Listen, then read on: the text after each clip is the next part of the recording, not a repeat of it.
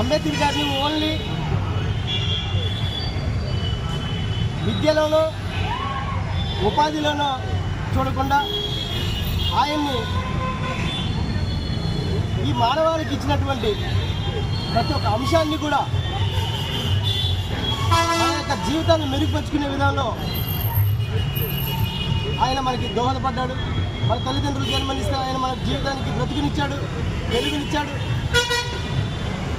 ఈరోజు ఏ ఒక్క ప్రభుత్వ యంత్రాంగం కూడా ఈ రెండు రాజకీయ పార్టీలు మోసం చేస్తున్నటువంటి పరిస్థితులు బహుజనుల్ని ఎంత దారుణాతిదారుణంగా ఉన్నదంటే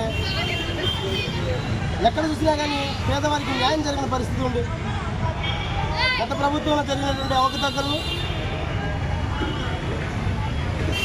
అదే విధానాన్ని కొనసాగిస్తున్నటువంటి ప్రస్తుత ప్రభుత్వం ఎక్కడ వేసిన కొంగలు అలాగనే ఉన్నట్టు బహుజనుల బ్రతుకులు అక్కడే ఉండిపోయాయని చెప్పేసి ఈరోజు సమావేశం ద్వారా తెలియపరుచుకుంటూ అసలు ఏం జరుగుతుంది ఈ బహుజనులకి, ఎందుకు అభివృద్ధి చెందలేకపోతున్నారు, దానికి కారణం ఏంటంటే బాబాసాహెబ్ అంబేద్కర్ చెప్పినటువంటి ఆ రోజు రాజకీయ రంగంలో మన వాటాన్ని మనం తెచ్చుకొని అన్నాను, దాన్ని మనం అనుభవించిన అన్నాడు. మనం